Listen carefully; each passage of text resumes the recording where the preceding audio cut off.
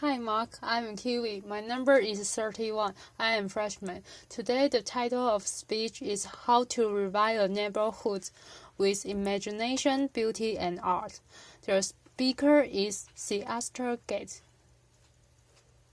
I am a potter, which seems like a fairly humble vocation. I know a lot about pots. I've spent about 15 years making them. One of the things that really excites me in my artistic practice and being trained as a potter is that you very quickly learn how to make great things out of nothing. That I spent a lot of time at my wheel with mounds of clay trying stuff, and that the limitations of my capacity, my ability was based on my hands and my imagination. That if I wanted to make a really nice ball was I didn't know how to make a foot yet, I would have to learn how to make a foot. That process of learning has been very helpful to my life. I feel like as a potter, you also start to learn how to shape the world. There have been times in my artistic capacity that I wanted to reflect on other really important moments in the history of the US, the history of the world where tough things happened. But how do you talk about tough ideas without separating people from that content? Could I use art like this discontinued fire hoses from Alabama to talk about the complexity of a moment of civil rights in the 1960s? Is it possible to talk about my father and I during labor projects? My dad was a roofer, construction guy. He owned small businesses, and at 80, he was ready to retire, and his tar kettle was my inheritance. Now, a tar kettle doesn't sound like much of an inheritance. It wasn't. It was stinky and it took up a lot of space in my studio. But I asked my dad if he would be willing to make some art with me, if we could reimagine this kind of nothing material as something very special, and by elevating the material and my dad's skill, could we start to think about art just like clay, in a new way, shaping it differently, helping us to imagine what was possible? After clay, I was then kind of turned onto lots of different kinds of materials, and my studio grew a lot because I thought, well, it's not really about my material, it's about our capacity to shape things. I became more and more interested in ideas and more things that were happening just outside my studio. Just to give you a little bit of context, I live in Chicago. I live on the south side now. I'm a west sider.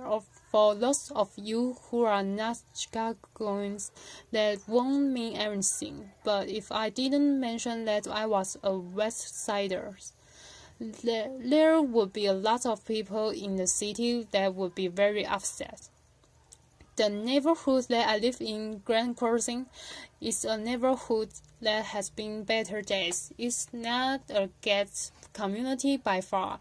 There is lots of abandonment in my neighborhood, and while I was kind of busy making pots and busy marking art and having a good art career, there was all of this stuff that was happening just outside my studio. All of us know about failing housing market and the challenges of blight, and I feel like we talk about it with some of our cities more than others. But I think a lot of our US cities and beyond have the challenge of blight, abandoned buildings that people no longer know what to do anything with. And so I thought, is there a way that I could start to think about these buildings as a extension or an expansion of my artistic practice? And that if I was thinking along with other creatives, architects, engineers, really estate finance people, let us together might be able to kind of think in more complicated way about the reshaping of cities. And so I bought a building. The building was really affordable. We checked it out. We made it as beautiful as we could to try to just get some activity happening on my block. Once I bought the building for about $18,000. I didn't have any money left, so I started sweeping the building as a kind of performance. This is performance art, and people would come over and I would start sweeping. Because the broom was free and sweeping was free, it worked out. Lecture. But we would use the building then to stage exhibitions, small dinner, and we found that that building on my block, Dorchester. We now refer to the block as Dorchester's projects. That in a way that building became a kind of gathering site for lots of different kinds of activity. We turned the building into what we call now the archive house. The archive house would do all of these amazing things. Very significant people in the city and beyond would find themselves in the middle of the hood. And that's when I felt like maybe there was a relationship between my history with clay and this new thing that was starting to develop, that we were slowly starting to reshape how people imagine the south side of the city.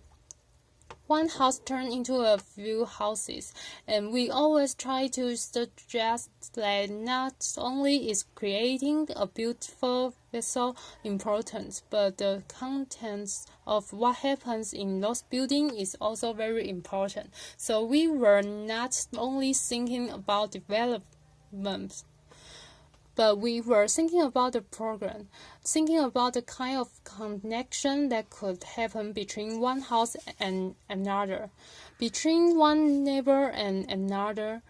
This building became what we call the listening house, and it has a collection of discarded books from the Johnson Publishing Corporation and other books from an old bookstore that was going out of business. I was actually just wanting to activate these buildings as much as I could with whatever and whoever would join me. In Chicago, there's amazing building stock. This building, which has been the former crack house on the block, and when the building became abandoned, it became a great opportunity to really imagine what else could happen there. So this space we converted into that we call Black Cinema House. Black Cinema House was an opportunity in the hood to screen films that were important and relevant to the folks who lived around me, that if we wanted to show an all-million people's films, we could. If we wanted to show car wash, we could. That would be awesome. The building we soon outgrew, and we had to move to larger space. Black Cinema House, which was made from just a small piece of clay, had to grow into a much larger piece of clay, which is now my studio. What I realized was that for those of you who are zoning junkies, that some of the things that I was doing in these buildings that had been left behind, they were not the uses by which the buildings were built, and there are city policies that say, hey, a house that is residential needs to stay residential. But what do you do in neighborhoods when and nobody interested in living there? That the people who have the means to live have already left. what do we do with these abandoned buildings? And so I was trying to wake them up using culture. We found that was so exciting for folk, and people were so responsive to the work that we had to then find bigger buildings. By the time we found bigger buildings, there was in part the resources necessary to think about those things. In the bank, this bank that we called the art bank, it was in pretty bad shape. There was about 6 feet of standing water. It was a difficult project to finance because banks were not interested in the neighborhood because people were not interested in the neighborhood because nothing had happened there. It was dirt. It was nothing. It was nowhere. And so we just started to imagine what else could happen in this building. Applause. And so now that the rumor of my book has spread, a lot of people are starting to visit. We found that the bank can now be a center for exhibition, archives, music performers, and that there are people who are now interested in being adjacent to those buildings because we brought some hits that we kind of made a fire. One of the archives that we will have there is the Johnson Publishing Corporation. We've also started to collect memorabilia from American history, from people who live or have lived in that neighborhood. Some of these images are degraded images of Black people, kind of histories of very challenging content. And we're better than a neighborhood with young people who are constantly asking themselves about their identity to talk about some of the complexities of race and class. In some ways, the bank represents a hub that we're trying to create a pretty hardcore knot of cultural activity, and that if we could start to make multiple hubs and connect some cool green stuff around there, that the buildings are that were purchased and rehabbed, which is now around 60 or 70 units, that if we could then make the traversal on top of that and connect these buildings by a beautiful green belt, applause, that this place where people never wanted to be would become an important destination for folks from all over the country and world.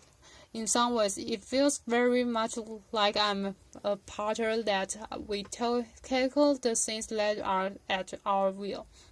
We try with the skill that we have to think about this next ball that I want to make, and it went from a ball to a singular house to a block to a neighborhood to a cultural district to thinking about the city, and at every point there were things that I didn't know that I had to learn. I've never learned so much about zoning law in my life. I never thought I'd have to, but as a result of that, I'm finding that there's not just room for my own artistic practice. There's room for a lot of other artistic practices. So people start asking us, well, Theaster, how are you going to go to scale, and what's your sustainability plan? After a pause. And what I found was that I couldn't export myself, and that's what seems necessary in cities like Akron, Ohio, and Detroit, Michigan, and Gary, Indiana, is that there are people in those places who already believe in those places, that are already trying to make those places beautiful, and that often those people who are passionate about a place are disconnected from the resources necessary to make cool things happen, or disconnected from a contingency of people that could help make things happen. So now we were starting to give advice around the country on how to start with what you got, how to start with the things that are in front of you, how to make something out of nothing, how to reshape your world at the will or at your block or at the scale of the city. Thank you so much. Applause. Thank you. So I think many people watching this will be asking themselves the question you just raised at the end. How can they do this in their own city? You can't explore yourself. Give us a few pages out of your playbook about what someone who is inspired about their city can do to take on projects like yours. One of the things I've found that's really important is giving thought to not just the kind of individual project, like an old house, but what's the relationship between an old house, a local school, a small bazaar, and is there some kind of synergy between those things?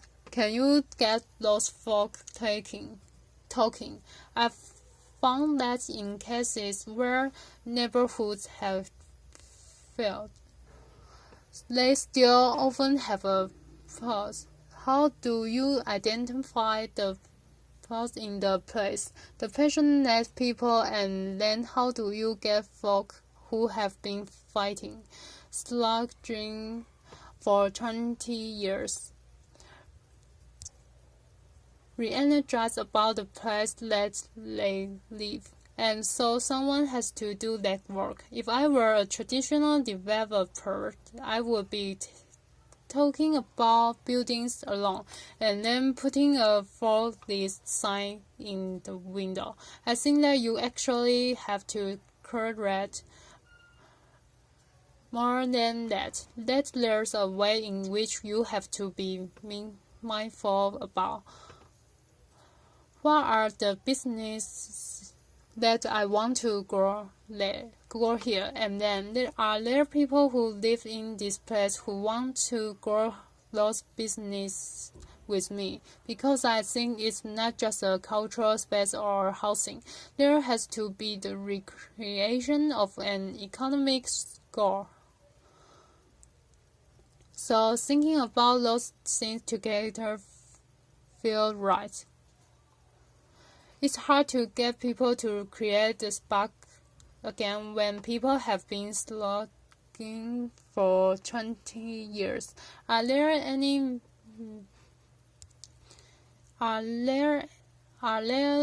methods you have found that have helped break through? Yeah, I think that now there are lots of examples of folk who are doing amazing work, but those methods are sometimes like when the media is constantly saying that only violent things happen in a place, then based on your skill set and the particular context, what are the things that you can do in your neighborhood to kind of fight some of that? So I've found that if you're a theater person, you have outdoor street theater festivals. In some cases, we don't have the resources in certain neighborhoods to do things that are a certain kind of splash.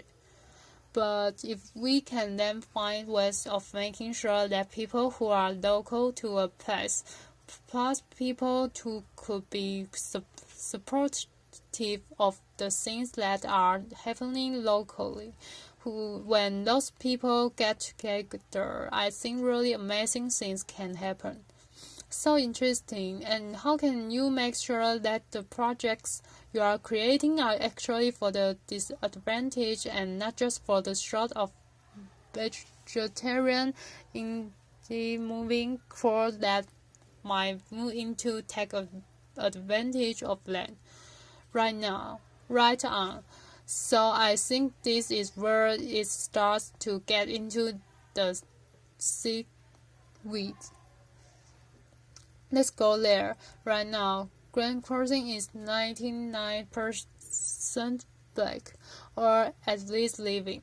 And we know that maybe who owns property in a place is different from who walks the streets every day. So it's reasonable to say that Grand Crossing is already in the process of being something different than it is today. But are there ways to think about housing trust or a land trust or a mission-based development that starts to protect some of the space that happens? Because when you have 7,500 empty lots in a city, you want something to happen there, but you need entities that are not just interested in the development piece, but entities that are interested in the stabilization piece. And I feel like often the developer piece is really motivated,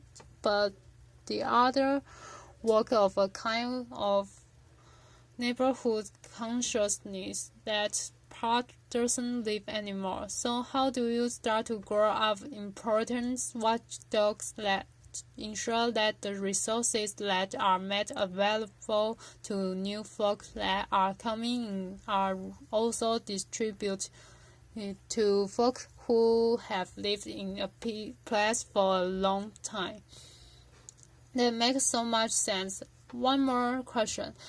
You make such a compelling case for beauty and the importance of beauty and the art.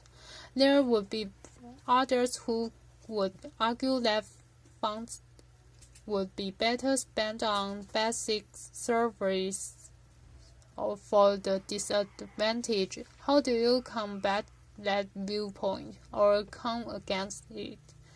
I believe that beauty is a basic service, a plus. Often what I have found is that when there are resources that have not been made available to certain under-resourced cities or neighborhoods or communities, that sometimes culture is the thing that helping to ignite, and that I can't do everything, but I think that there's a way in which if you can start with culture and get people kind of invest in their place, other kinds of adjacent amenities start to grow, and then people can make a demand that's a politic demand, and the political demands, and that are necessary to wake up our city. They also become very poetic. It makes perfect sense to me. Theaster. Thank you so much for being here with us today. Thank you, Theaster guest. Applause.